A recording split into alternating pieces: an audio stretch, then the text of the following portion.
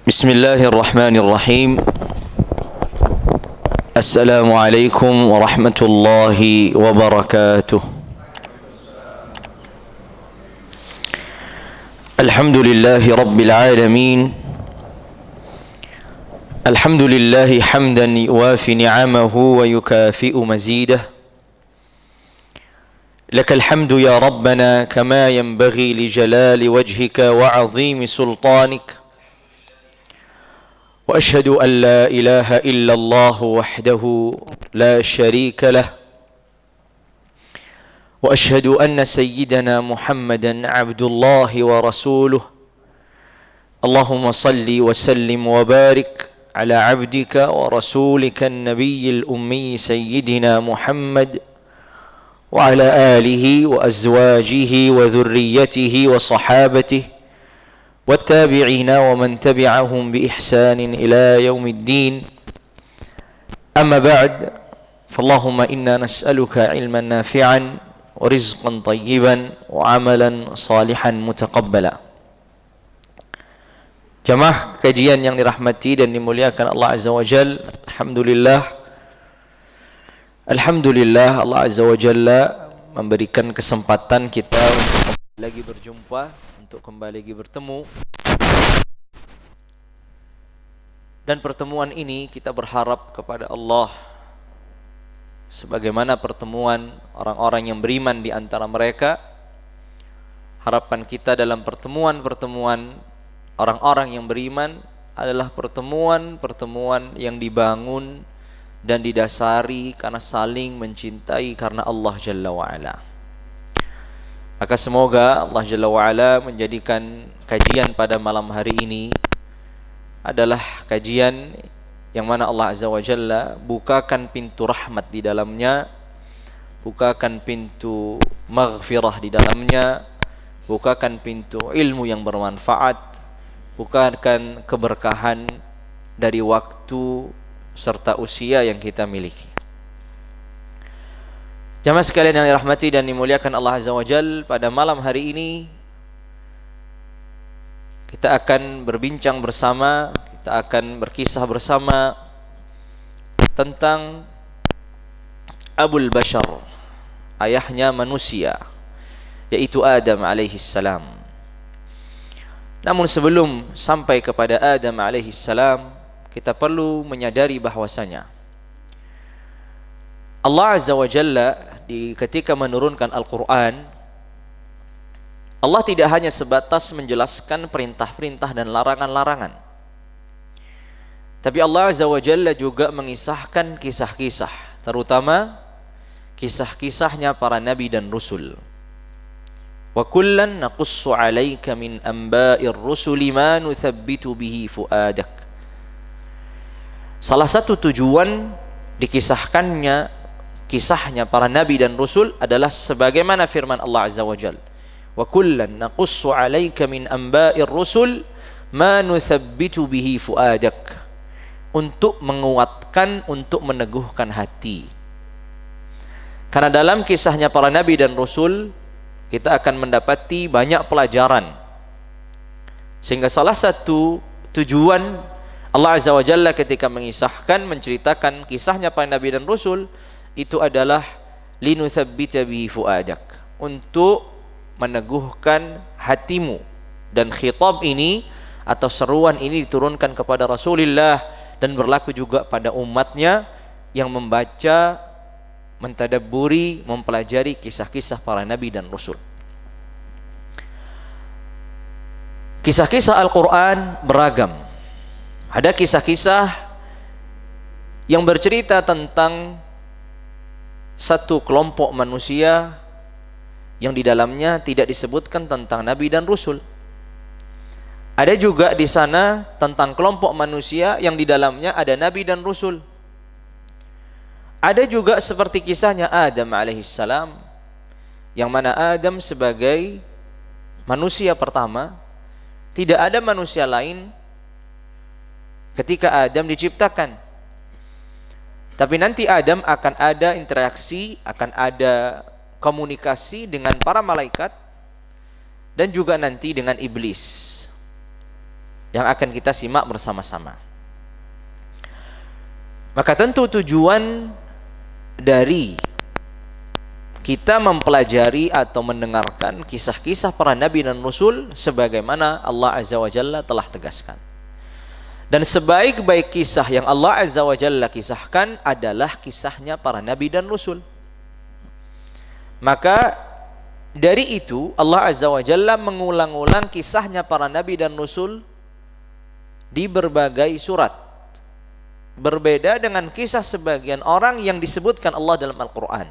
Misalkan kisahnya Ashabul Kahf hanya terulang di surat Al-Kahfi, hanya disebutkan di surat Al-Kahfi, tidak disebutkan di luar surat Al-Kahfi.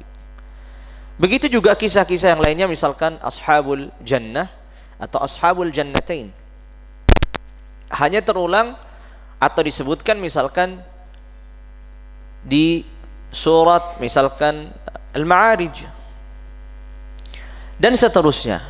Jadi setiap kisah yang berarti, yang bermakna, yang sangat berfaedah, Allah Azza wa Jalla akan ulang-ulang.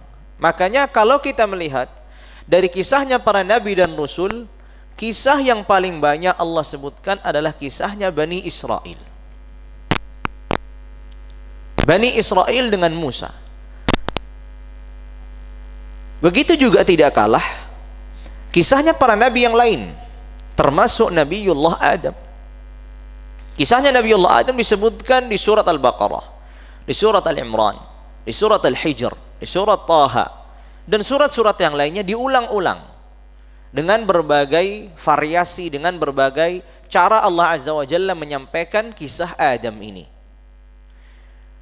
Ada yang kisah fokus pada penciptaannya, ada yang kisah fokus kepada komunikasi Adam dengan para malaikat, ada yang kisahnya fokus tentang Adam dengan iblis dan seterusnya. Tapi semuanya terulang di dalam Al-Quran.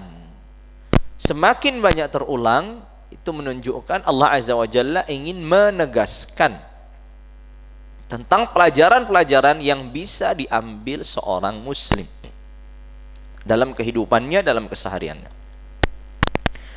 Karena normalnya seorang manusia itu sangat senang apabila dikisahkan kisah-kisah yang ada.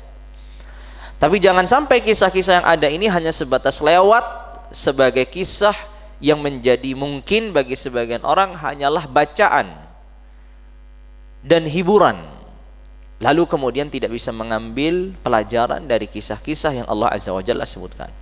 Allah sudah memilih kisah-kisah ini dengan sebaik-baiknya. Nahnu naqussu 'alaika ahsanal qasas. Ketika Allah menceritakan kisah dalam Al-Quran, itu menunjukkan adalah kisah yang paling terbaik. Karena kita mengetahui sebagaimana dalam riwayatnya Abi Dzar radhiyallahu taala anhu ardah, bahwasanya jumlahnya para nabi dan rasul itu banyak. Makanya Allah Azza wa Jalla menyebutkan rusulan qad qasasnahum 'alaika wa rusulan lam naqsushum 'alaik. Sebagian kisahnya para rasul itu kami telah sebutkan, telah kisahkan, sebagian yang lain tidak.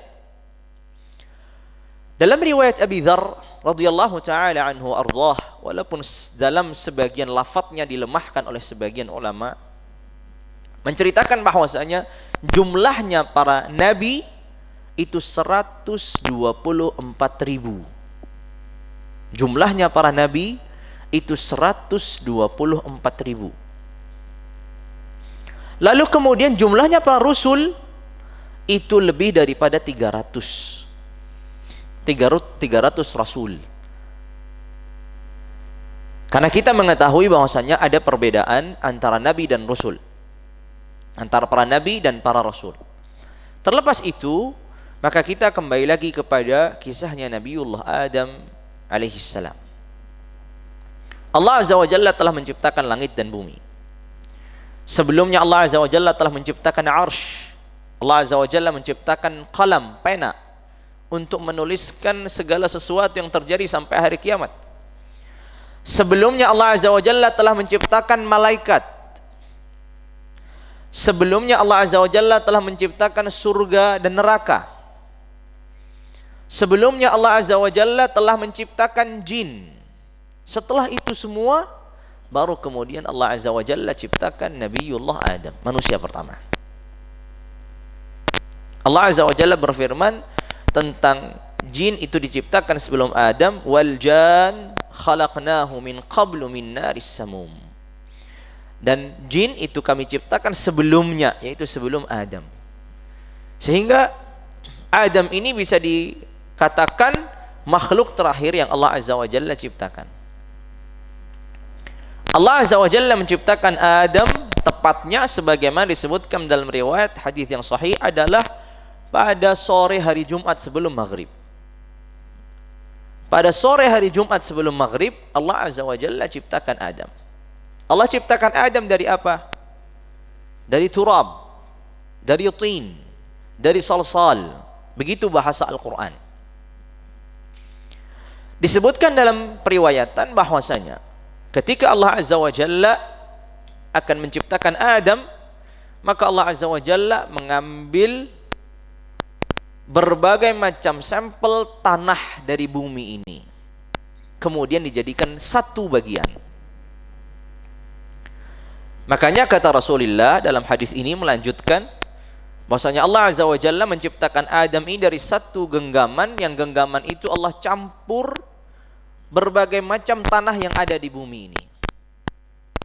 Setelah itu lahirlah keturunan Nabi Adam, ada yang hitam, ada yang merah, ada yang putih. Dari situ sebabnya. Begitu juga ada yang mudah, ada yang susah, ada yang baik, ada yang buruk, ada yang setengah-tengah. Inilah sebabnya. Karena Allah Azza wa Jalla tidak menciptakan Adam dengan satu bentuk tanah, tapi dari berbagai macam sampel yang ada di bumi Allah jadikan satu, dan Allah Azza wa Jalla ciptakan Adam alaihi salam. Lalu kemudian Allah Azza wa Jalla mulai ciptakan Adam dari tanah yang kering terlebih dahulu. Setelah dicampur tadi dengan berbagai macam sampel tanah yang ada, lalu kemudian Allah Azza wa Jalla mencampurkan antara tanah ini dengan air. Makanya bahasa Allah Azza wa Jalla tin. Kita akan mendapatkan dalam Al-Quran kadang turab, kadang tin. Turab itu tanah kering yang masih berdebu. Turab itu tanah kering yang masih berdebu. Sedangkan tin ini adalah tanah basah yang sudah dicampur dengan air. Jadi ketika Allah Azza wa Jalla memilih untuk mengganti-ganti lafaz dalam Al-Quran, itu karena Allah ingin memberikan informasi yang berbeda. Satu sisi Allah mengatakan turab, yang secara bahasa artinya adalah tanah yang kering yang masih ada debunya. Kemudian di sisi yang lain Allah Azza wa Jalla sebutkan sebagai tin, yaitu tanah yang bercampur dengan air.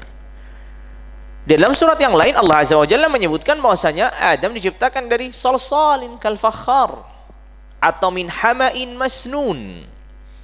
Ini semua lafaz yang menunjukkan bahwasanya proses Nabiullah Adam diciptakan. Dari mulai tanah yang kering, kemudian tanah yang basah, kemudian kembali dikeringkan. Jadi setelah dibentuk, walaqad khalaqnakum tsumma sawwarnakum, kami telah ciptakan di diri kalian, kemudian kami bentuk.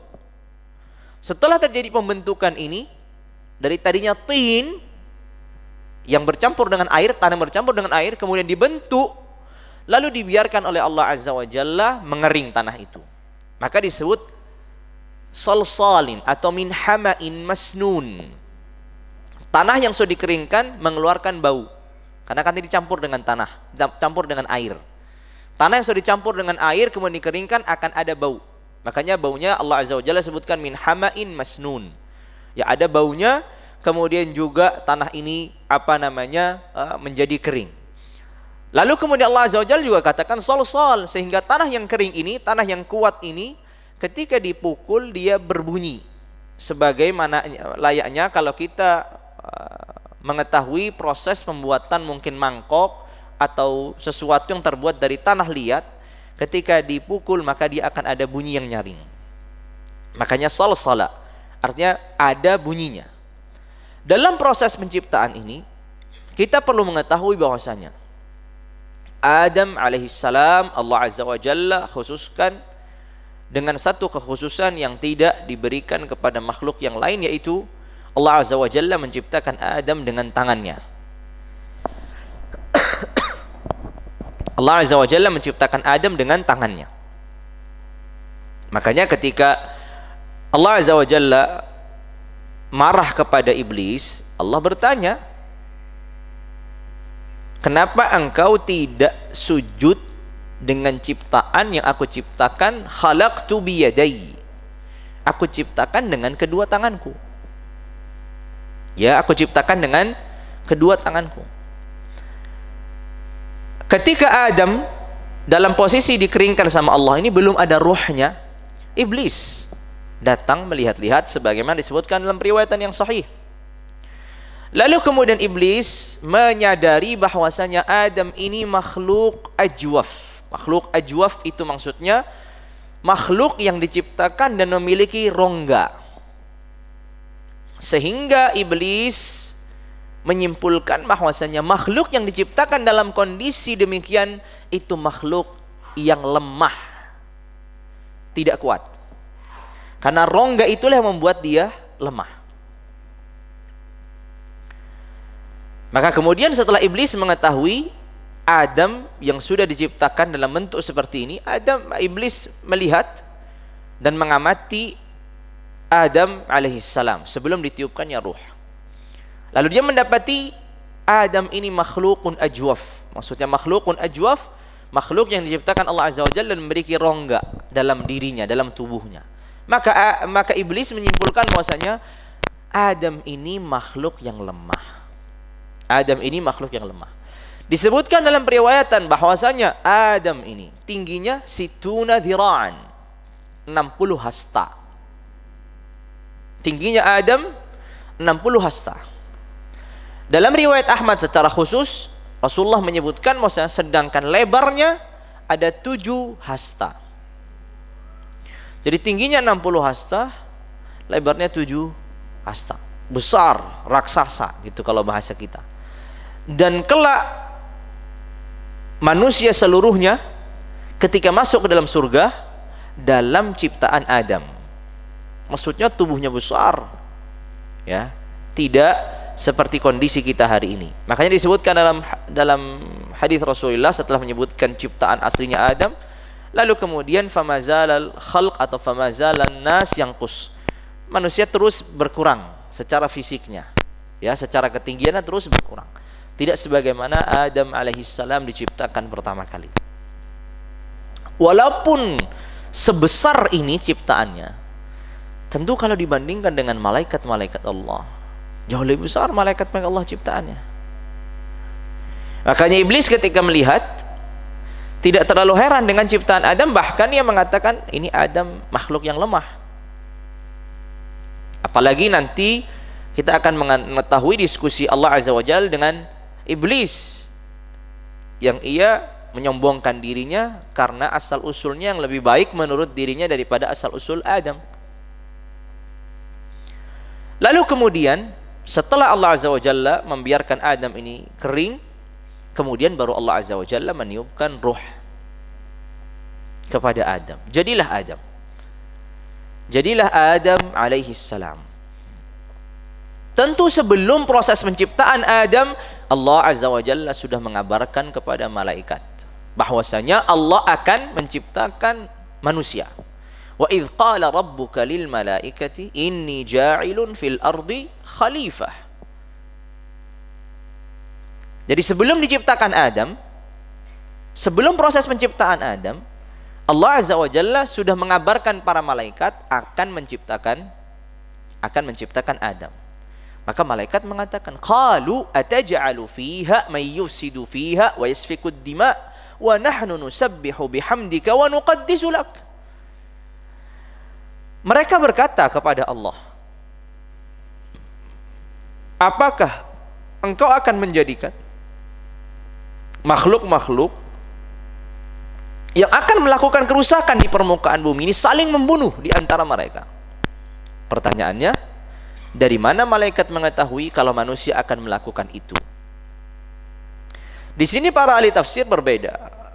sebagaimana disebutkan Imam Ibnu Katsir di dalam Qisasul Anbiya dari riwayatnya Abdullah bin Umar, bahwasanya sebelum diciptakannya Adam, 2000 tahun sebelum diciptakannya Adam, Allah sudah terlebih dahulu menciptakan jin.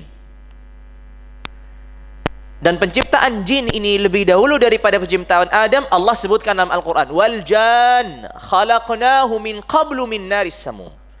Jin kami ciptakan sebelumnya dari api. Begitu kata Allah.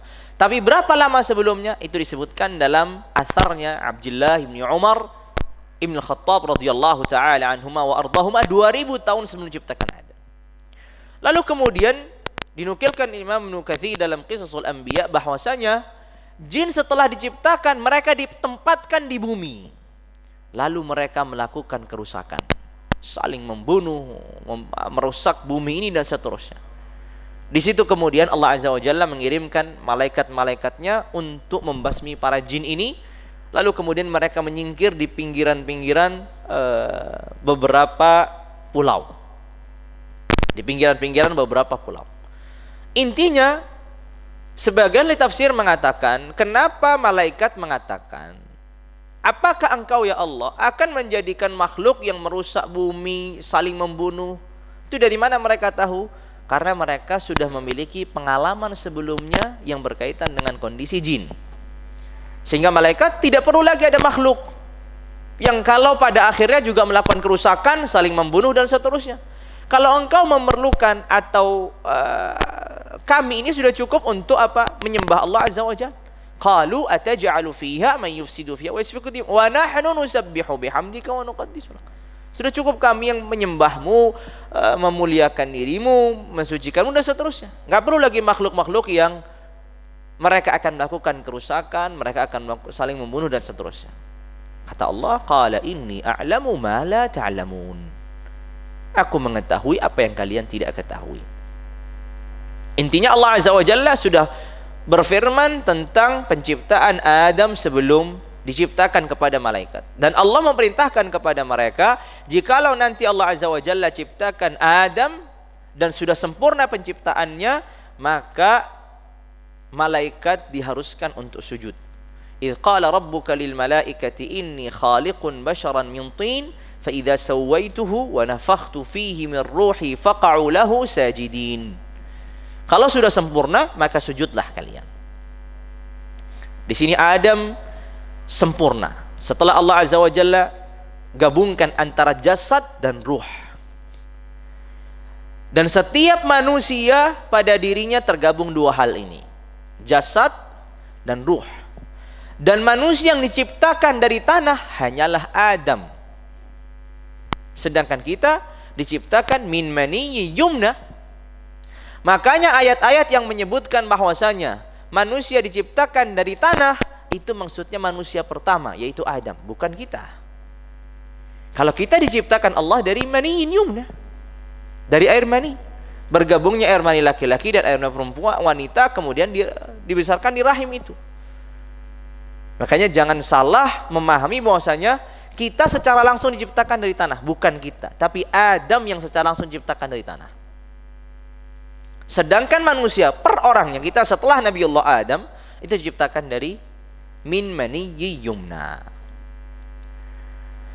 Setelah Adam sempurna, maka Allah Azza wa Jalla memerintahkan para malaikatnya untuk sujud. Dan perlu kita ketahui, sujud ini adalah sujudu ta'zim wa tahiyyah. Sujud yang dilakukan untuk memuliakan dan untuk menyapa. Bukan sujud yang dilakukan untuk ibadah. Karena tidak mungkin malaikat-malaikat Allah itu melakukan kesyirikan. Dan tidak mungkin Allah memerintahkan kesyirikan. Allah memerintahkan para malaikat untuk sujud ke Adam. Sehingga sujudnya malaikat kepada Adam ini bukan sujud yang berupa ibadah, tapi ini sujud yang berupa tahiyyah, sapa, atau sujud yang berupa memuliakan. Bukan sujud ibadah yang di dalamnya ada ghayatul dzul dan ghayatul ta'zim. Puncak dalam merendah dan puncak dalam mengagungkan. Itu baru ibadah. Sedangkan malaikat puncak merendah dan mengagungkannya kepada Allah. Kepada Adam ini hanya sebatas memuliakan Adam dan juga menyapa Adam. Dan ini juga sujud ta'zim dan tahiyyah ini berlaku pada umat-umat sebelum kita. Seperti kisahnya Nabiullah Yusuf.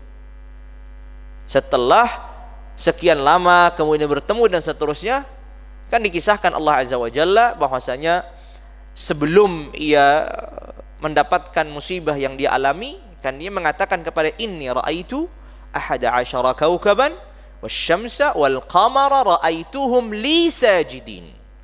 Aku melihat dan seterusnya, intinya sujud kepada dirinya. Dan itu terjadi setelah kemudian beberapa tahun dan dikumpulkan dengan keluarganya, semuanya sujud kepada Nabiullah Yusuf sebagai ta'zim dan sebagai tahiyyah, sapa dan sebagai pengangun. Bukan sujudnya sebagai sujud ibadah. Dalam syariat kita, sujud tahiyyah, sujud ta'zim ini diharamkan. Sujud yang berupa pengagungan ini diharamkan. Makanya kata Rasulullah SAW, kalau seandainya aku memerintahkan seseorang untuk sujud, memuliakannya maksudnya, maka aku akan memerintahkan seorang wanita sujud kepada suaminya. Tapi diharamkan. Ini yang bentuk sujud bukan sujud ibadah ini. Sekali lagi bukan sujud ibadah. Karena sujud ibadah kalau dipalingkan kepada selain Allah menjadi syirik. Dan itu tidak mungkin Allah memerintahkan malaikatnya untuk melakukan kesyirikan, dan malaikat sendiri tidak mungkin melakukan kesyirikan kepada Allah Jalla wa'ala. Maka ini sujud, tahiyyah dan ta'zim. Malaikat sujud sebagaimana perintah Allah Azza wa Jalla. Walaqad khalaqnakum thumma sawwarnakum thumma qulna lil malaikati isjudu fasajadu. Thumma qulna lil malaikati isjudu li Adam fasajadu. Malaikat diperintahkan untuk sujud kepada Adam. Lalu kemudian fasajadu, semuanya malaikat sujud. Walaupun di sini para ahli tafsir, para ahli siyar, para ahli sejarah juga berbeda pandangan. Apakah yang sujud itu seluruh malaikat yang ada atau malaikat khusus saja, terbatas saja? Tapi kalau kita melihat dari apa yang Allah Azza wa Jalla firmankan, secara zahirnya nampaknya memang seluruh malaikat. Karena Allah mengatakan thumma qulna lil malaika. Lalu kami katakan kepada para malaikat untuk sujud. Fasajadu, semuanya sujud.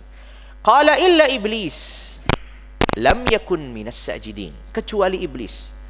Ia bukan bagian dari yang sujud.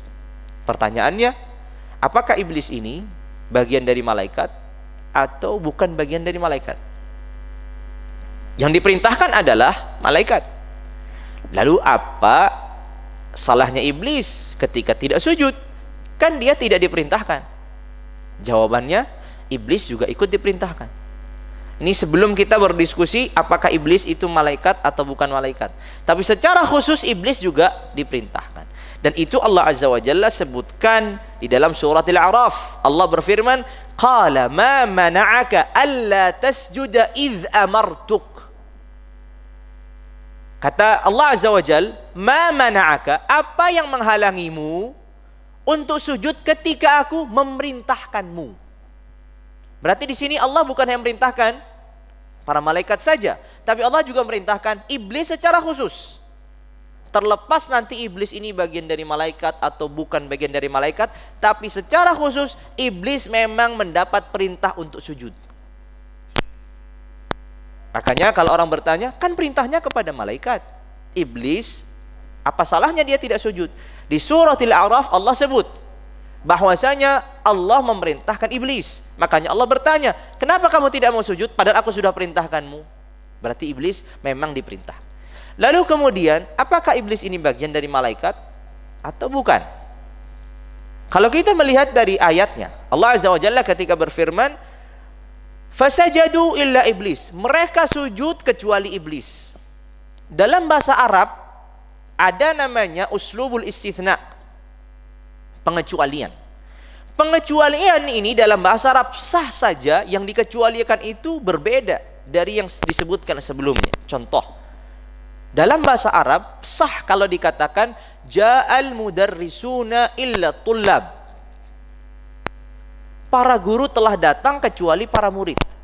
Para guru dan murid ini kan berbeda. Kalau misalkan para guru telah datang kecuali guru bahasa Arab. Guru bahasa Arab ini bagian dari para guru. Ini namanya al-istithna'ul muttasil. Pengecualian yang masih nyambung dengan sebelumnya. Tapi di sana dalam bahasa Arab juga sah dengan istithna munqati', pengecualian yang terpisah. Seperti tadi dikatakan, kalau di dalam nahwu yang dicontohkan adalah ja'al qaumu illa himaran. Telah datang rombongan manusia kecuali keledai. Oh, keledai ini berbeda dengan rombongan manusia. Dalam bahasa Arab begini, itu uslub yang sah. Sehingga bisa saja yang dikecualikan itu berbeda dari yang sebelumnya telah disebutkan. Jadi bisa saja di ayat ini fasajadu illa iblis, bisa iblis itu memang bagian dari malaikat tapi dikecualikan dia tidak sujud. Bisa juga memang iblis itu dari awal bukan dari kalangan malaikat. Terlepas itu semua memang perdebatannya panjang. Dan setiap masing-masing para ulama yang menetapkan memiliki dalil-dalil tersendiri. Di antara dalil yang mengatakan bahwa iblis itu bagian dari malaikat, siyaqul ayat atau konteks ayat, fasajadu illa iblis. Pada asalnya istitsna, pengecualian itu selalu menyambung dengan sebelumnya, bukan terpisah. Maka ini menunjukkan bahwa iblis bagian dari malaikat. Karena Allah berfirman, mereka sujud kecuali iblis. Berarti kan iblis dikecualikan dari kalimat mereka tadi. Tapi sebagian yang lain mengatakan, ada ayat yang menunjukkan kana minal jin illa iblisa kana minal jinni fafasaqa an amri rabbih. Wa idh qulna lil malaikati isjudu li Adam fasajadu illa iblis kana minal jinni fafasaqa an amri rabbih. Disebutkan maksudnya jin apa iblis ini bagian dari jin. Ya, disebutkan maksudnya iblis ini bagian dari jin. Tapi semuanya ada diskusi yang panjang. Terlepas itu, intinya yang disepakati para ulama adalah iblis memiliki kedudukan dan tempat sebagaimana kedudukan dan tempatnya para malaikat. Kenapa? Karena nanti kita ketahui bahwa iblis ini akan diusir. Dan kemudian iblis ini diperintahkan juga sujud sebagaimana layaknya malaikat yang lain. Berarti iblis ini memiliki keistimewaan yang tidak dimiliki makhluk-makhluk Allah lainnya. Intinya di situ bahwasanya iblis ini siapapun dia, apakah dari kalangan jin ataukah dari kalangan malaikat, siapapun itu iblis, yang jelas iblis ini memiliki kedudukan yang istimewa di hadapan Allah. Sebelum terjadi pembangkangan nanti yang akan disebutkan. Karena dia sejajar dengan para malaikat. Makanya sebagian ahli tafsir atau ahli sejarah menyebutkan bahwasanya iblis ini adalah ahli ibadah. Karena iblis ini ahli ibadah, maka Allah istimewakan ia ini tinggalnya di langit bersama para malaikat. Jadi iblis ini bukan makhluk yang biasa, makhluk istimewa sebelumnya, sebagaimana layaknya malaikat. Tapi kemudian terjadilah yang terjadi nanti yang akan disebutkan berikutnya. Maka Allah Azza wa Jalla berfirman di surat Al-A'raf, "Wa laqad khalaqnakum thumma sawwarnakum thumma qulna lil malaikati isjudu li Adam fasajadu illa iblisa lam yakun minas sajidin qala ma mana'aka alla tasjuda idh amartuk." Apa jawaban iblis ketika ditanya, kenapa dirimu ini tidak melakukan sujud padahal sudah aku perintahkan? Qala ana khairum minhu khalaqtani min nar wa khalaqtahu min tin. Kata iblis, aku lebih baik dari dirinya. Aku lebih baik daripada dirinya. Lalu kemudian apa argumentasinya iblis? Kata iblis, khalaqtani min nar, aku diciptakan dari api dan dia diciptakan dari tanah. Dan ini juga menguatkan pendapat sebagian ulama mengatakan bahwa iblis itu diciptakan dari api sehingga masuk dalam kategori jin. Kenapa? Karena malaikat itu diciptakan dari nur, dari cahaya. Sedangkan jin itu diciptakan dari kilatan api. Maka iblis melakukan perbandingan. Perbandingannya adalah asal usul kami berdua, asal usul saya adalah api, kata iblis. Asal usul Adam adalah tanah. Api itu lebih baik daripada tanah, sehingga saya lebih baik daripada Adam. Di sini Al-Imam Al-Qayyim rahimahullah, begitu juga Imam Ibnu Katsir rahimahullah menyebutkan bahwasanya perbandingan ini adalah perbandingan yang salah. Kita lihat tabiat tanah dan tabiat api. Tabiat api itu suatu makhluk Allah yang tidak bisa dikendalikan normalnya. Berbeda dengan tanah. Tabiat api itu memakan segala sesuatu yang ada di samping dan sekitarnya. Tanah justru menumbuhkan. Dan hal-hal yang lain yang menunjukkan bahwasanya persepsi atau anggapan iblis ini salah total. Tapi mungkin bisa jadi iblis ini mengatakan demikian karena memang melihat Adam sebelumnya sebagai makhluk yang ajwaf, yang tadi rongga, ada rongganya, sehingga ia melihat makhluk lemah, ngapain saya sujud pada makhluk lemah ini. Tapi iblis ingin berusaha untuk memiliki argumentasi yang baik di hadapan Rabbnya. Maka dia mengatakan, qala ana khairum minhu khalaqtani min narin wa khalaqtahu min tin. Sekali lagi, ini qiyas yang disebut para ulama qiyasun fasid, pengkiasan yang salah, yang tidak diterima, tidak dibenarkan. Kenapa? Karena qiyas yang sahih, ya, penalaran yang benar itu diterima. Tapi ketika melakukan qiyas yang fasid, maka ditolak. Karena ia mengkiaskan antara tin dengan api. Dan ini qiyasun fasid. Dan ini qiyasun fasid, ternyata para ulama menyebutkan justru tin itu, api itu lebih baik, tanah itu justru lebih baik daripada api. Maka ini alasan iblis. Lalu kemudian iblis tidak mau sujud. Bisa dibayangkan kalau kita ditanya siapa yang lebih mengenal Allah, kita atau iblis? Iblis. Siapa yang lebih mengenal dan mengetahui kebesaran dan kekuasaan Allah? Iblis. Iblis ini tinggalnya di langit, ketemu sama para malaikat, langsung berbicara langsung sama Allah. Jadi kalau ditanya tentang ma'rifat dengan pengetahuan, maka iblis jauh lebih mengenal Allah daripada diri kita. Satu salahnya ketika ia membangkang. Ketika melakukan pembangkangan yang didasari dengan al-kibr, yaitu kesombongan. Disinilah menjadi problem besar bagi iblis yang awalnya sebagaimana dikatakan para ulama memiliki kedudukan yang tinggi di sisi Allah karena peribadatannya. Justru satu kesalahan ini membuatnya terusir dari singgasana langit. Dan ini pelajaran bagi setiap diri kita, bahwasanya terkadang seseorang sudah merasa aman dengan pencapaian ibadah yang dilakukannya, padahal ia tidak pernah mengetahui satu dosa bisa mengubah seluruh kehidupan yang baik-baik saja. Iblis kurang apa kedekatannya sama Allah? Iblis kurang apa secara kedudukannya di sisi Allah? Iblis kurang apa ibadahnya sehingga ia memiliki posisi yang tinggi di sisi Allah? Satu kesalahan. Allah bisa saja akan mengatakan qiyasmu itu salah, yang benar tin itu lebih baik daripada api. Kan bisa saja. Dan iblis bisa saja kemudian menerima, tapi Allah sudah tidak perlu lagi. Ketika mengetahui bahwa iblis melakukan atau memiliki argumentasi yang didasari dengan kesombongan tadi, maka bagi Allah sudah selesai. Nggak perlu lagi dibantah argumentasinya. Makanya Allah tidak membantah. Allah tidak ada sedikit pun mengatakan qiyasmu itu salah, anggapanmu itu tidak benar. Enggak.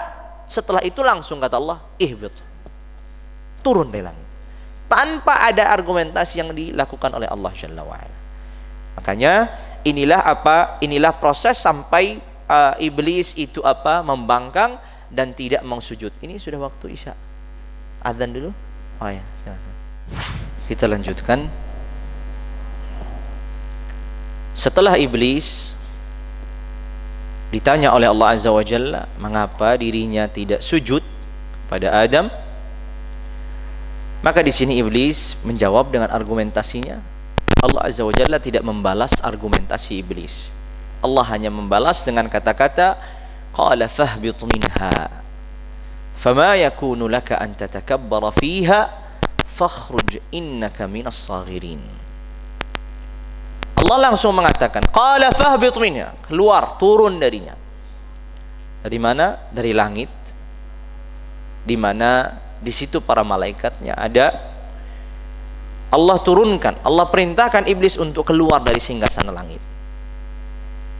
Qala fahbit minha, kata Allah, fama yakunu laka an tatakabbara fiha, tidak ada hakmu di sini untuk melakukan kesombongan. Jadi ini menjadi salah satu maksiat yang terjadi di awal-awal, yaitu maksiat kesombongan. Kemudian juga hasad. Tergabunglah antara kesombongan dengan hasad pada iblis. Kesombongannya sudah jelas, karena dia mengatakan ana khairun minhu khalaqtani min narin wa khalaqtahu min tin. Sedangkan hasadnya iblis, tentu iblis tidak terima makhluk yang lemah ini, menurutnya justru para malaikatnya diperintahkan Allah untuk sujud kepadanya, sedangkan dirinya yang kuat ini justru malah diperintahkan untuk sujud justru kepadanya. Kenapa demikian? Dalam anggapannya yang salah tadi. Makanya iblis setelah ia dikeluarkan dari singgasana langit, dari langit, ia meminta satu permintaan kepada Allah. Qala anzirni ila yaumi yub'atsun. Aku berikan tenggang waktu sampai hari kebangkitan. Ini tentu sesuatu yang ajib, sesuatu yang mengherankan. Ketika iblis sudah diusir, tapi ia masih memiliki kesempatan untuk meminta kepada Allah. Dan lebih mengherankan lagi, Allah mengabulkan permintaan itu. Tentu ini bisa dilihat bahwasanya iblis yang selama ini dekat dari Allah, yang cukup taat selama ini, maka Allah Azza wa Jalla mempertimbangkan permintaannya itu sebagai balasan selama ini yang telah ia lakukan. Tapi salahnya, yang apa yang telah dilakukan tetap dianggap salah, dan itu yang membuatnya keluar dari singgasana langit.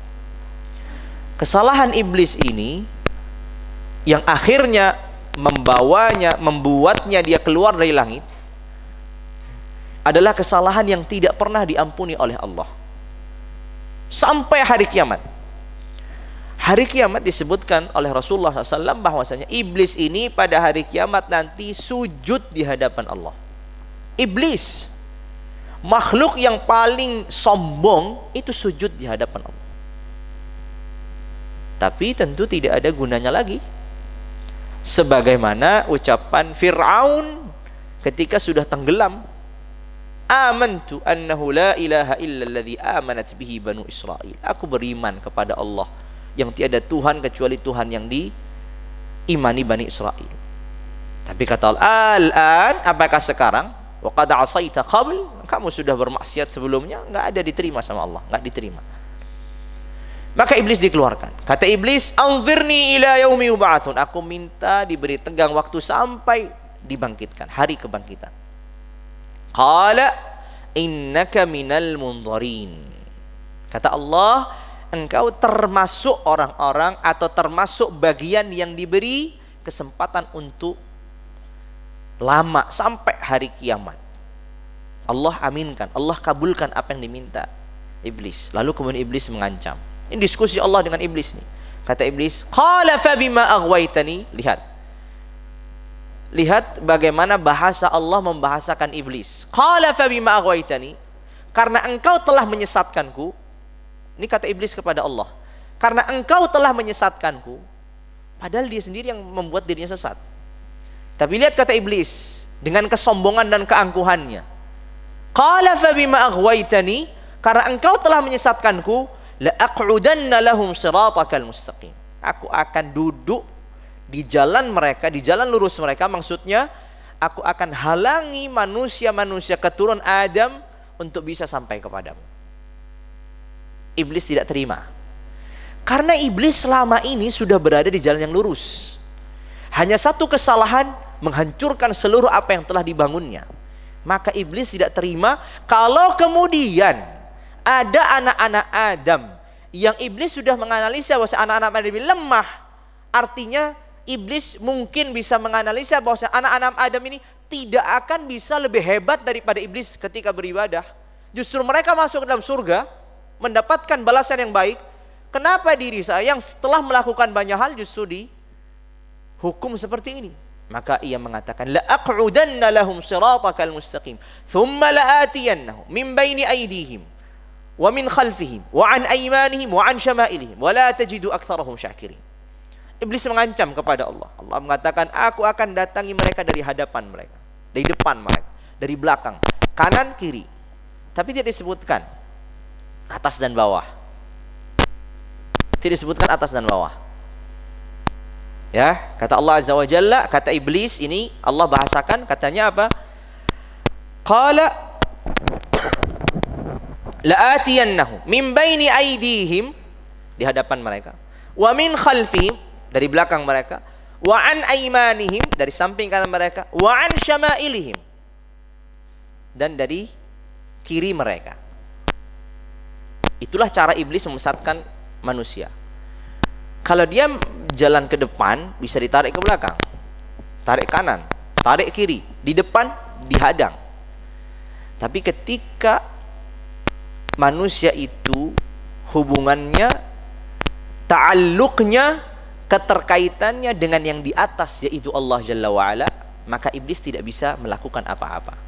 Makanya nanti dikatakan kan, illa ibadaka minhumul mukhlasin, kecuali hamba-hambamu yang tulus, aku nggak bisa lakukan apa-apa. Karena ta'alluq dan hatinya itu hanya bergantung kepada Allah Jalla wa'ala. La'atiyannahum min baini aydihim wa min khalfihim wa an aymanihim wa an syama'ilihim. Kata iblis, wa la tajidu aktsarahum syakirin. Engkau tidak akan mendapati banyak dari mereka yang bersyukur kepadamu. Dan Allah juga membenarkan dalam firman yang lain bahwasanya hamba-hamba Allah itu qalilun min ibadi yasyakur. Sedikit dari hamba-hambaku itu yang terus-menerus dalam kondisi bersyukur. Dan ini juga telah dikatakan iblis. Dan secara realita juga banyak. Kemudian kata iblis, kata Allah Azza wa Jalla, qala khruj minha madh'uman madhura laman tabi'aka minhum la amla anna jahannama minkum ajma'in. Keluarlah engkau dalam kondisi hina, dalam kondisi terusir, dan siapapun yang mengikutimu, maka aku akan isi neraka seluruhnya. Jadi pengikutnya iblis inilah yang akan menjadi penghuni neraka. Setelah iblis terusir, kembalilah kepada kisahnya Adam. Tapi ini sudah waktunya sholatnya. Gimana Pak?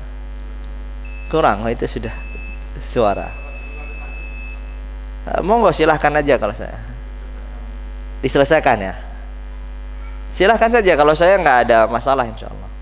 Nanti habis sholat lanjut gitu. Nggak apa-apa, soalnya masih lumayan gitu. Sholat dulu aja. Baik, labas. Kita lanjut setelah sholat isya insya Allah. Baik, ilahuna subhanakallahumma bihamdika asyhadu an la ilaha illa anta astaghfiruka wa atubu ilaik. Assalamualaikum warahmatullahi wabarakatuh. Bismillahirrahmanirrahim. Alhamdulillahi rabbil alamin wa sallallahu wa sallam wa baraka wa an'am ala sayyidina Muhammadin wa ala alihi wa sahbihi ajma'in. Amma ba'd. Kita melanjutkan apa yang sudah kita mulai dari kisah Nabiullah Adam alaihi salam. Setelah Allah Azza wa Jalla mengusir iblis dari langit, maka tersisalah Adam bersama para malaikatnya. Allah Azza wa Jalla melanjutkan sebagaimana ia berfirman di surah Al-A'raf. Setelah Allah Azza wa Jalla berfirman mengusir iblis, qala khruj minha madh'uman madhura laman tabi'aka minhum la'amla'anna jahannama minkum ajma'in.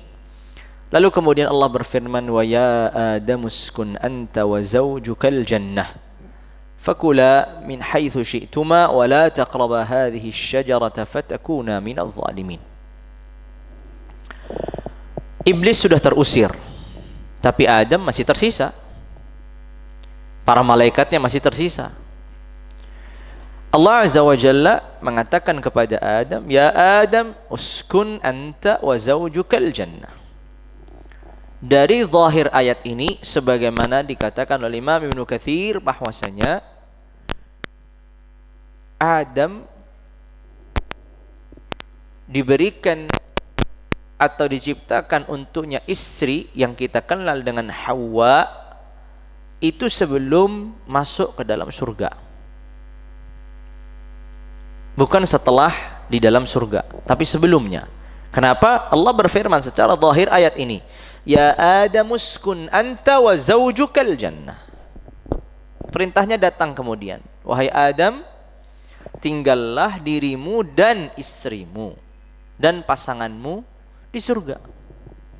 Di sini para mufassirin rahimahumullahu tabaraka wa taala wa hafizallahu al-ahya'a minhum berbeda pandangan berkaitan tentang jannah, surga yang disebutkan Allah. Apakah maksudnya surga ini adalah surga yang kemudian menjadi tempat tinggalnya orang-orang beriman, kekal di dalamnya selama-lamanya? Ataukah yang dimaksud surga ini adalah surga yang bukan orang-orang beriman akan tinggal di dalamnya? Kenapa ada anggapan bahwasanya surga ini bukan tempat tinggalnya orang beriman kemudian kelak? Ini jannah atau tempat tinggal yang berbeda. Karena kita mengetahui bahwasanya di dalam surga itu tidak ada sesuatu yang terlarang. Tapi surganya Adam ada sesuatu yang terlarang. Di dalam surga itu tidak ada beban taklif. Beban apapun dari Allah sudah nggak ada. Orang kalau masuk surga selesai. Kemudian pula yang lain, ketentuan surga itu siapapun yang tinggal di dalamnya maka akan kekal selama-lamanya. Sedangkan yang terjadi pada Adam tidak demikian. Ia tinggal di surga tapi ia memiliki tanggung jawab, yaitu tidak boleh memakan dari pohon yang terlarang. Kemudian ternyata setelah ia tinggal dan makan dari pohon terlarang, ia dikeluarkan dari surga. Padahal ketentuan normalnya surga itu apa? Tidak ada seorang pun yang tinggal di dalamnya kecuali akan kekal selama-lamanya, tidak akan dikeluarkan lagi. Maka para ulama di sini berbeda pandangan. Tentu bagi mereka yang mengatakan, bagi ulama yang mengatakan surga yang dimaksudnya adalah surga yang Allah Azza wa Jalla janjikan, Allah persiapkan orang-orang beriman, kembali kepada asal kata al-jannah di dalam ayat-ayat Allah. Asal kata al-jannah dalam ayat Allah itu selalu kita dapati dalam konteks surga yang Allah Azza wa Jalla berikan kepada orang beriman. Jannatun arduhas samawat wal ard, itu surga yang Allah Azza wa Jalla janjikan kepada orang beriman. Sehingga kembali kepada normalnya kalimat al-jannah ini digunakan untuk orang-orang yang beriman. Maka yang dihuni Adam itu sama dengan yang kemudian akan dihuni oleh orang-orang beriman. Dengan pandangan ini maka orang akan mengatakan kita akan kembali pulang ke surga karena disitulah tempat tinggal kita dahulu. Tapi dengan pandangan ulama yang mengatakan surga itu berbeda, ya berarti bukan tempat tinggal kita memang. Terlepas dari itu, yang jelas itu disebutkan oleh para ulama bahwasanya itulah surga yang Allah Azza wa Jalla tempatkan Adam di dalamnya. Tapi yang jelas sifat-sifat surga ini Allah sebutkan. Contohnya di antara Allah Azza wa Jalla sebutkan di dalam surat Taha misalkan, inna laka alla taju'a fiha wa la ta'ra wa annaka la tadhma'u fiha wa la tadha. Kamu tidak akan lapar, kamu tidak akan kekurangan pakaian, kamu tidak akan haus. Ini kan lebih dekat kepada surga Allah yang kemudian kelak dijanjikan untuk orang-orang beriman. Ala kulli hal, apapun itu, Adam dipersilahkan Allah ditempatkan dalam surga. Tapi ada satu tanggung jawab Adam, yaitu apa kata Allah? Ya Adam uskun anta wa zawjukal jannah. Wa fakula min haitsu syi'tuma. Kemudian makan dari apapun yang kamu mau. Kalian berdua makan dari apapun yang kalian kehendaki. Namun wala taqraba hadhihi asyajarah fatakuna minadh dhalimin. Jangan mendekati pohon ini. Jangan mendekati pohon ini. Pohon apa itu yang Allah Azza wa Jalla larang? Kita, setidaknya saya ya, dari kecil selalu kita memahami pohon itu namanya pohon khuldi atau buah khuldi. Sadarkah apa yang kita ulang-ulang ini itu adalah bahasanya iblis kepada Adam, bukan bahasa Allah. Syajaratul khuld, syajarah itu artinya pohon. Al-khuld itu adalah artinya kekekalan. Siapa yang menyebut syajarah ini sebagai syajarah kekekalan? Itu iblis. Jadi tidak ada nama buah namanya buah khuldi gitu, nggak ada. Al-khuld ini sifat dari pohon yang dikatakan iblis kalau kamu makan dari pohon ini akan kekal. Tapi itu bukan sifat dari Allah. Allah hanya memberikan fala taqraba atau wala taqraba hadhihi syajarah. Disebut satu pohon, tidak diketahui pohon apa itu. Walaupun para mufassirin, para ahli tafsir mengatakan, ada yang mengatakan itu pohon anggur, ada yang mengatakan itu pohon kurma, dan seterusnya. Ada berbagai macam penafsiran. Tapi tentu secara nas yang disebutkan dalam Al-Quran tidak disebutkan itu pohon apa. Maka yang sering terucap dengan lisan kita, Adam memakan dari buah khuldi, mensifati buah yang dimakan Adam itu dengan sifat al-khuldi kekekalan, itu adalah bahasanya iblis, bukan bahasa Allah. Bahasa Allah, Allah menyebutkan jangan mendekati pohon ini, wala taqraba hadhihi syajarah. Dan bahasa Allah Azza wa Jalla juga jangan memakan dari pohon ini. Ya, jangan memakan dari buah dari pohon ini. Sebagaimana Allah Azza wa Jalla berfirman di surat-surat yang lain ya tentang tentang pohon ini. Allah sudah melarang jangan mendekat. Bukan hanya sebatas jangan memakan, tapi jangan mendekat. Wala taqraba hadhihi syajarah fatakuna minadh dhalimin, sehingga kalian nanti menjadi orang-orang yang zalim.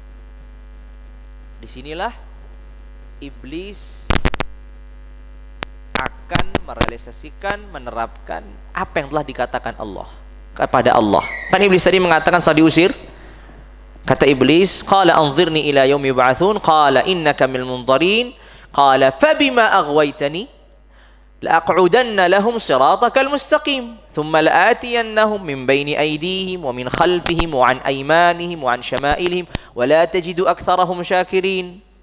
Iblis sudah mengancam akan menggoda Adam, istrinya, keturunannya. Allah melarang Adam untuk mendekati satu pohon ini. Wala taqraba hadhihi syajarah fatakuna minal zalimin. Ternyata apa yang terjadi? Kata Allah, fawaswasa lahumas syaitan. Fawaswasa lahumas syaitan. Syaitan berikan waswas. Fawaswasa lahumas syaitan. Ini lanjutan di surat Al-A'raf. Fawaswasa lahumas syaitan. Di sini para mufassirin juga berbeda pandangan. Gimana ceritanya iblis bisa melakukan waswas kepada Adam? Padahal iblis sudah diusir dari langit, sedangkan Adam berada di surga. Yang mana kalau sesuai dengan pandangan ahli tafsir, bahwasanya surga di sini adalah surga yang memang posisinya di atas langit, yang itu diberikan kepada orang beriman kelak. Gimana ceritanya? Maka di sini beragam penafsiran ada. Ada yang mengatakan was-was itu bisa saja dilakukan iblis walaupun dari tempat yang sangat jauh. Itu bagian kekuasaan atau kemampuan iblis dalam memberikan was-was. Ada sebagian mengatakan iblis itu memang diusir secara perintah takdir dan ketentuan Allah. Tapi secara realita iblis masih terkadang bisa naik turun langit. Tapi untuk menetap tidak. Tapi hanya sebatas lewat masih bisa. Apapun itu penafsirannya, Allah mengatakan fawaswasa lahumas syaitan. Syaitan di sini adalah iblis maksudnya. Syaitan di sini adalah maksudnya iblis. Maka iblis mewaswas Adam, membisikkan kepada Adam apa? Liyubdiya lahuma ma wuriya anhuma min sawatihima. Agar Adam kemudian menampakkan ya, apa yang telah tertutup dari aurat mereka. Jadi Adam alaihissalam ketika di surga ini Allah Azza wa Jalla berikannya pakaian. Iblis ingin menyingkap pakaian ini agar kemudian terlihat auratnya Adam. Dan nanti benar terjadi itu. Ketika Adam memakan buah yang terlarang ini, pertama kali hukumannya adalah iblis, Adam ditelanjangi oleh Allah dari pakaiannya. Maka iblis memberikan was-was, memberikan bisikan. Untuk apa tujuan iblis? Liyubdiya lahuma ma wuriya anhuma min sawatihima. Agar mereka keduanya melihat apa yang tersembunyikan dari aurat keduanya. Wa qala, lihat kata-kata indahnya, kata-kata halusnya iblis. Wa qala ma nahakuma rabbukuman an hadhihi syajarah illa an takuna malakaini aw takuna minal khalidin wa qasamahuma inni lakuma laminan nasihin. Kata iblis, Allah tidak melarang kalian berdua untuk makan dari pohon ini kecuali kalian akan menjadi malaikat atau kalian akan kekal di dalamnya. Lihat iming-iming iblis. Jadi kata iblis, Allah itu sengaja menghalangi kalian, melarang kalian dari makan pohon ini agar kalian tidak jadi malaikat, agar kalian tidak bisa kekal. Itu.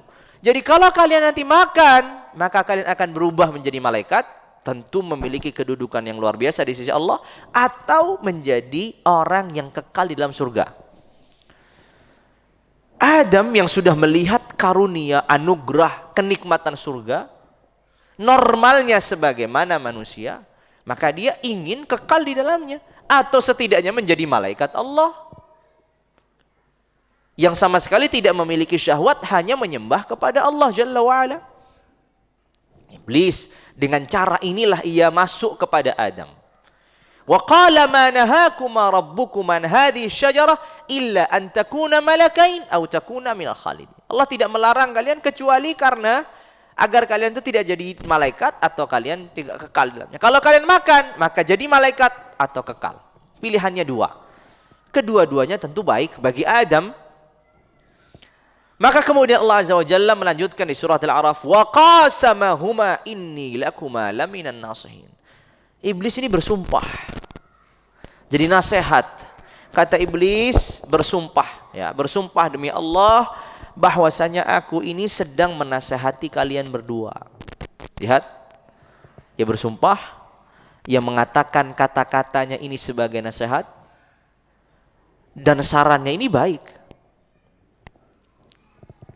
Maka jangan mudah bagi kita seorang hamba yang sudah tahu permusuhan iblis dan keturunannya untuk terkecoh, untuk mudah tertipu. Iblis sudah bersumpah demi Allah, lalu kemudian saya menasihati kalian berdua, lalu kemudian kalian tidak dilarang kecuali karena begini dan begini. Masuk akal sekali. Tapi ternyata sumpah ini, kata-kata ini, mengaku-ngaku sebagai orang yang atau makhluk yang menasihati ini, semuanya itu dusta. Wa qasamahuma inni lakuma laminan nasihin. Fadallahuma bighurur. Fadallahuma bighurur. Lalu kemudian iblis berhasil menunjukkan mereka, berhasil menyesatkan keduanya, berhasil membuat keduanya melakukan kesalahan. Ahli tafsir mengatakan yang duluan melakukan kesalahan itu Hawa. Yang duluan melakukan kesalahan itu Hawa sebelum Adam. Yang menguatkan klaim ini atau kata-kata ini, sabda Nabi SAW, kalau bukan Hawa, maka tidak akan ada wanita yang mengkhianati suaminya. Begitu kata Rasulullah. laula Hawa lam takhun untha zawjaha. Kalau bukan Hawa, maka tidak ada wanita yang mengkhianati suaminya. Sebagaimana juga laula Banu Israel ma khanazatil lahm. Kalau bukan karena Bani Israel, daging itu tidak akan busuk. Jadi dulu sebelum Bani Israel ini melakukan tipu daya dan muslihat ini, daging itu dibiarkan tidak akan membusuk. Tidak akan membusuk, nggak butuh kulkas, nggak butuh pendingin, dibiarkan aja biasa. Tapi setelah kelakuan mereka, dosa mereka, akhirnya Allah menetapkan daging itu membusuk sebagaimana kita yang ketahui hari ini. Wa qasamahuma inni lakuma laminan nasihin fadallahuma bighurur falamma dhaqa asy-syajarata badat lahuma sawatuhuma. Ketika mereka keduanya memakan dari pohon ini, maka hukuman pertama badat lahuma sawatuhuma. Aurat mereka tersingkap. Wa tafiqa yakhsifani 'alaihima min waraqil jannah, dan keduanya mencari dedaunan di surga untuk menutupi auratnya. Di sini para ulama mengatakan bahwasanya salah satu tanda dan dampak negatif dari melakukan dosa adalah tersingkapnya aurat. Karena Adam alaihissalam ketika melakukan dosa itu kemudian pertama kali hukumannya adalah tersingkapnya auratnya. Anak-anak Adam yang hari ini menampakkan auratnya itu bisa dicari tahu bahwasanya sebelumnya ada kesalahan yang mereka lakukan. Ada kaitannya antara tersingkap aurat dirinya sehingga tidak diberi taufik oleh Allah untuk bisa menutup aurat karena ada dosa yang dilakukan sebelumnya sebagaimana yang terjadi pada Adam. Makanya Allah Azza wa Jalla berfirman di ayat atasnya, ya bani Adam qad anzalna 'alaikum libasan yuwari sawatikum wa risha wa libasut taqwa dzalika khair. Pertama kali setelah selesai mengisahkan Nabiullah Adam, Allah berfirman pertama kali surat Al-A'raf. Lihat aja setelahnya Allah menyerukan pertama kali kepada Bani Adam, ya Bani Adam, qad anzalna 'alaikum libasan yuwari sawatikum wa risha. Kami telah tetapkan, kami telah turunkan pakaian yang menutup aurat kalian. Berkaitan dengan pakaian yang menutup aurat. Maka sebagian para ulama mengatakan demikian. Ada keterkaitan antara tersingkap aurat dan dosa yang dilakukan seorang hamba. Karena aurat itu adalah kekurangan secara jasad, secara jasadiyah. Sedangkan dosa itu kekurangan secara ruhiyah. Aurat itu kekurangan secara jasadiyah sehingga seorang menutupnya. Tidak mau terlihat, malu normalnya. Sebagaimana juga dosa itu adalah kekurangan secara ruhnya seorang manusia. Makanya kan dikatakan para salafus saleh, andai kata dosa ini memiliki aroma busuk, maka setiap dari kita akan menjauh dari yang lain. Tapi dosa ini tidak, dan Allah tutup. Allah tidak perlakukan dosa ini sebagaimana sesuatu yang tampak dalam diri seorang, melekat pada diri seorang. Maka inilah keterkaitannya. Ada keterkaitan antara tersingkapnya aurat dan dosa yang dilakukan seorang hamba. Mengapa demikian?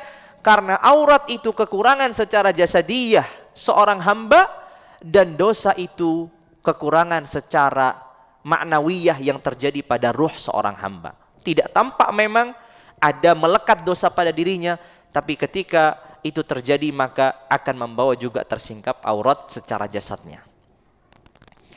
Allah Azza wa Jalla kemudian berfirman melanjutkan kisahnya. Wa nadahuma rabbuhuma alam anhakuma an tilkuma asy-syajarah wa aqul lakuma innasy-syaitana lakuma aduwwum mubin. Sebelum terjadi ini, Allah sudah mewanti-wanti Adam.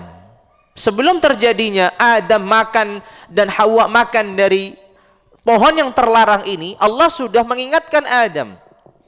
Ketika Adam protes kepada Allah, kenapa aku diperintahkan sujud, padahal aku lebih baik daripada dirinya. Adam kan menyaksikan diskusi ini. Maka Allah mengatakan ketika itu, فَقُلْنَا يَا آدَمُ إِنَّ هَذَا عَدُوٌ لَكَ وَلِزَوْجِكَ فَلَا يُخْرِجَنَّكُمَا مِنَ الْجَنَّةِ فَتَشْقَى. Kami katakan kepada Adam, ya Adam, di surat Taha, inna hadza aduwwul laka. Sesungguhnya ini, iblis ini adalah musuhmu dan musuh bagi istrimu. Fala yukhrijannakuma minal jannah. Jangan sampai ia membuat kalian berdua keluar dari surga. Allah sudah mengatakan. Allah sudah mengatakan. Maka kata Rasulullah, fanasiya Adam fanasiya dzurriyyatuhu. Karena Adam lupa, maka keturunannya juga begitu, lupa. Hari ini kita sering lalai, kita sering lupa, kita sering melakukan kesalahan, sadar atau tidak sadar. Kata Rasulullah, fanasiya Adam. Adam lupa dari apa yang Allah katakan. Inna hadza aduwwun laka. Ini adalah musuhmu dan musuh bagi istrimu. Ia akan mengeluarkan kalian. Jangan kalian dikeluarkan dari surga karena dia. Fala yukhrijannakuma minal jannati fatashqa. Jangan kalian dikeluarkan dari surga sehingga kalian akan sengsara. Allah sudah ingatkan. Setelah Adam makan dari pohon terlarang, Allah mengatakan, lihat bahasa Allah Azza wa Jalla yang Maha Rahim. Allah tidak langsung murka dengan bahasa yang kasar. Allah menggunakan bahasa yang sangat lembut. Kata Allah, alam anhakuma, bukankah? Ini bahasa yang lembut sekali, bahasa yang baik sekali. Qala alam anhakuma antilkuma syajarah. Bukankah aku telah melarang kalian dari pohon itu? Wa aqul lakuma, bukankah aku juga telah mengatakan inna syaitana lakuma aduwwum mubin, sesungguhnya setan itu musuh bagi kalian yang nyata, musuh yang nyata bagi kalian. Sudah aku katakan itu. Tentu Adam mengiyakan, jelas, karena Allah sudah mengatakan itu, memang sudah mengatakan itu sebelumnya, bahwasanya syaitan adalah aduwwum mubin. Di sini Allah Azza wa Jalla memberikan pertaubatan untuk Adam. Diterima pertaubatannya. Tapi hukumannya tetap berlaku. Makanya harus ada dua perkara yang dipisahkan. Perkara yang pertama adalah dosa yang dilakukan seorang hamba. Dan perkara yang kedua adalah dampak negatif dari dosa yang dilakukan seorang hamba.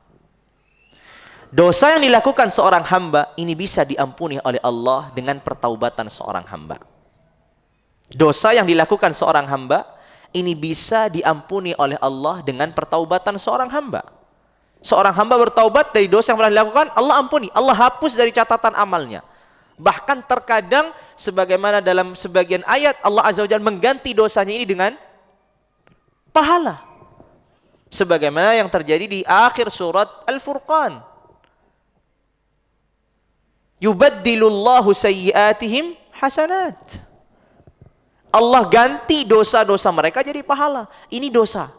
Dosa bisa dihapuskan dengan bertaubatan, bahkan bisa diganti dengan pahala.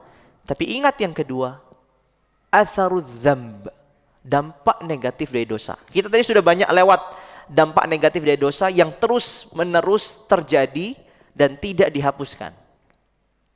Contohnya, tadi dampak negatif dari dosa. Satu, Adam ini. Ketika Adam dikeluarkan dari surga. Adam bertaubat. Diterima nggak pertaubatnya? Diterima. Tapi Adam kembali ke surga lagi nggak? Enggak. Adam akan kembali nanti ketika sudah hari kiamat. Jelas semuanya akan kembali ke sana. Tapi sesaat setelah mendapatkan hukuman, maka hukuman itu dicabut sama Allah. Tidak dicabut sama Allah. Padahal pertaubatannya diterima. Adam sudah dihapuskan dari dosa yang dilakukannya. Sudah tidak memiliki dosa apa-apa. Kesalahan dilakukannya sudah dihapus sama Allah. Tapi atharudz dzamb, dampak negatif dari dosa ini, Allah tidak hapuskan. Allah tetapkan. Adam keluar dari surga. Kita ingat tadi, satu dosa yang dilakukan Hawa.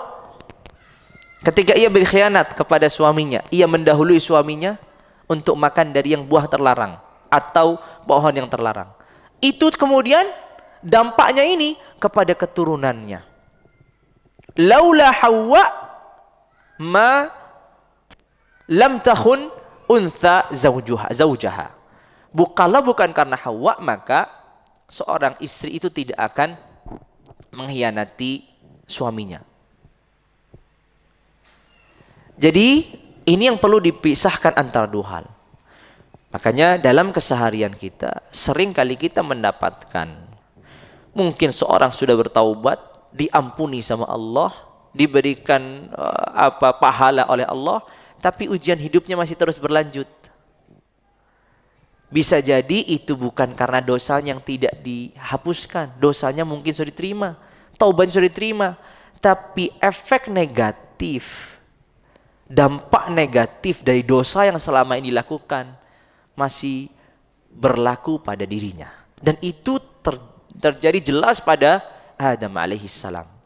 Allah Azza wa Jalla mengajarinya pertaubatan, yaitu dengan mengucapkan qala rabbana zalamna anfusana wa illam taghfir lana wa tarhamna lanakunanna minal khasirin. Ini doa pertaubatan yang Allah ajarkan kepada Adam.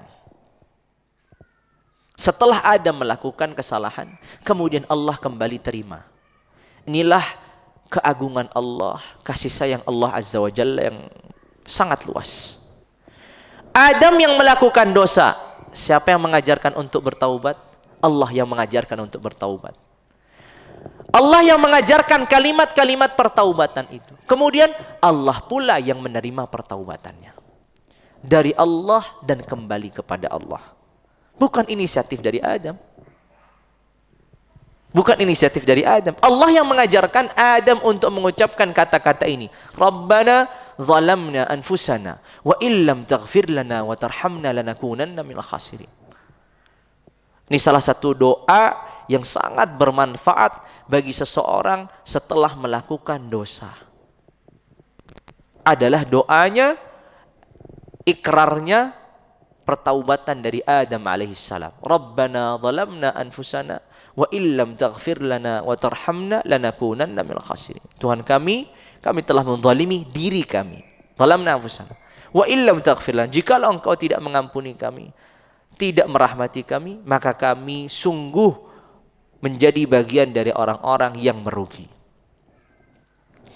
Lalu kemudian Allah Azza wa Jalla menerima pertaubatannya. Jelas Allah Azza wa Jalla menerima pertaubatannya. Allah berfirman, "Fatalaqqa Adamu min rabbih kalimat." Adam mendapatkan dari Rabb-nya kalimat-kalimat, kata-kata. Inilah kata-katanya. Rabbana zalamna anfusana. Kemudian fatalaqqa Adamu min rabbih kalimat fataba alaihi. Allah menerima pertaubatannya. Allah menerima pertaubatannya. Maka dari sini kita melihat kasih sayang Allah Azza wa Jalla yang besar bagi seorang hamba. Seorang hamba yang sudah banyak melakukan kemaksiatan, banyak melakukan dosa, kemudian diberi taufik oleh Allah untuk bertaubat, dimudahkan jalannya setelah proses panjang dalam kehidupannya, kemudian sama Allah diterima. Bukan hanya Allah yang menerimanya, tapi Allah yang memudahkan untuk bertaubat. Ini menunjukkan Rabbun Ghafurun Rahim, Tuhan yang maha ampun, Tuhan yang maha kasih sayang. Berbeda dengan kita, mungkin sebagian kita, kalau kita berhadapan dengan orang yang jelas-jelas salah kepada kita, maka kita nggak mau tahu gimana caranya ia minta maaf atau mengganti rugi, terserah dia. Tapi Allah Jalla wa'ala mengajarkan hambanya untuk bertaubat, memudahkannya, kemudian setelah itu menerimanya. Inilah apa dari Allah Jalla wa'ala. Kemudian kata Allah Azza wa Jalla, qala bitu ba'dukum li ba'din adu wa lakum fil ardi mustaqarrun wa mata'un ila hin. Qala fiha tahyawna wa fiha tamutuna wa minha tukhrajun. Kemudian Allah memerintahkan Adam untuk turun dari surga ini ke dunia, dan disitulah kata Allah kalian akan tinggal, disitulah keturunanmu akan dilahirkan, lalu kemudian akan diwafatkan, kemudian akan dibangkitkan juga ketika datangnya hari kiamat. Inilah kisah Adam yang Allah Azza wa Jalla sebutkan dari berbagai macam ayat-ayat di dalam Al-Quran. Bisa dibaca di surat Al-Baqarah, bisa di Al-A'raf, bisa di surat Al-Hijr, bisa di surat Taha, bisa di surat Shad dan surat-surat yang lainnya. Walaupun surat yang saya sebutkan tadi yang paling banyak pembahasan tentang Adam alaihissalam bersama para malaikat, bersama juga iblis, bersama dengan Allah Jalla wa'ala. Dari kisah ini tentu banyak sekali pelajaran yang bisa kita ambil. Di antaranya tadi, dosa bisa saja dihapuskan. Namun, dampak negatif dari dosa ini lebih sering berlanjut dan ditetapkan oleh Allah. Dosa bisa saja dihapuskan. Namun dampak negatif dari dosa ini lebih sering berlanjut dan ditetapkan oleh Allah. Lalu kemudian, pelajaran yang lain dari kisahnya iblis dengan Allah dan Adam, persepsi yang salah, anggapan yang salah, yang kita sebut dengan jahlun murakkab, kebodohan yang kuadrat, itu lebih susah untuk diobati daripada kebodohan yang disebut dengan jahlun basit, kebodohan yang ringan. Kebodohan yang ringan itu intifa'ul ilm, tidak adanya pengetahuan. Kalau kebodohan yang murakkab, itu persepsi pengetahuan yang salah. Pengetahuan yang salah ini lebih susah diubah daripada orang yang tidak tahu apa-apa. Iblis ini punya persepsi yang salah, yaitu menganggap bahwasanya dirinya lebih baik daripada Adam. Mengambil kesimpulan saja sendiri. Maka orang yang memiliki kebodohan yang kuadrat ini, apa itu kebodohan kuadrat itu? Memiliki pengetahuan yang berbeda dengan realitanya. Memiliki pengetahuan yang salah, informasi yang salah. Ini lebih susah diluruskan ketimbang orang yang tidak memiliki informasi apa-apa. Orang tidak memiliki informasi, cenderung dia nurut, cenderung dia manut. Dia tahu, oh iya, saya memang nggak tahu. Jadi diarahkan, dia jalan aja. Tapi kalau orang yang sudah punya informasi sebelumnya, sekalipun salah, biasanya ngeyel dulu. Makanya biasanya ngajari orang yang awam sekali itu lebih mudah daripada orang yang sudah lama ngaji. Karena dia sudah memiliki banyak ilmu. Terlepas ilmunya benar atau salah, itu urusan belakangan. Tapi yang penting kayak dulu seperti yang dilakukan iblis ini tadi. Ana khairun minhu khalaqtani min nar. Dia nggak bertanya sama Allah.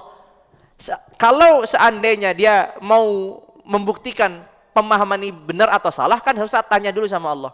Ya Allah, sebenarnya api sama tanah itu lebih mulia mana? Baru ngambil kesimpulan, kan begitu. Tapi iblis enggak. Dia sudah punya kesimpulan itu menjadi perbuatan inilah menjadi murka Allah Azza wa Jalla kemudian. Nah, ini bahaya. Ya, dan ini bahaya.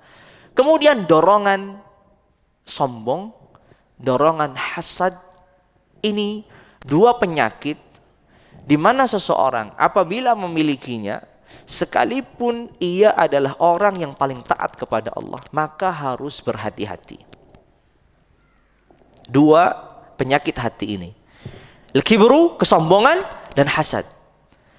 Iblis memiliki ma'rifah, pengetahuan tentang Allah dan keagungan Allah jauh daripada diri kita. Kita nggak ada apa-apa. Iblis bertemu malaikat, berbincang dengan malaikat, berbincang dengan Allah langsung, jauh daripada kita. Tapi ternyata kesombongannya ini, keangkuhannya ini menjadi penyakit yang akut yang membuatnya ia rajim. Setan yang terlaknat, yang dijauhkan dari rahmat Allah. Begitu juga hasadnya kepada Adam. Yang dilihatnya memang secara kasat mata Adam lebih lemah daripada iblis. Dan jin itu memiliki kemampuan yang lebih daripada manusia. Bisa berubah-ubah, bisa ke sana, bisa kemari, bisa tembus langit. Sedangkan manusia tidak bisa melakukan itu. Ternyata kekuatan ini tidak menentukan kedudukannya di sisi Allah. Makhluk yang lemah seperti manusia, justru ia memiliki kedudukan di sisi Allah Jalla wa'ala ketika ia menjadi orang yang bertakwa. Maka itulah beberapa pelajaran yang bisa kita ambil dari kisah Nabiullah Adam dengan iblis, dengan Hawa, dengan malaikat, dengan Allah Jalla wa'ala. Mungkin itu yang bisa saya sampaikan pada kesempatan malam hari ini. Semoga bermanfaat kajiannya, dan semoga dari kisahnya Adam dan kisahnya Hawa dan kisahnya iblis dan kisahnya para malaikat bersama juga Allah seluruhnya ini bisa membawa manfaat dalam kehidupan kita. Ya, karena sebaik-baik orang itu kata Allah Azza wa Jalla, alladzina yastami'una al-qaula fayattabi'una ahsanah. Orang yang menyimak mendengarkan kata-kata yang indah, kata-kata yang baik, nasihat yang baik, lalu kemudian ia mengikuti yang terbaik. Ya, dan ini menjadi akhir dari kisah dari Nabiullah Adam.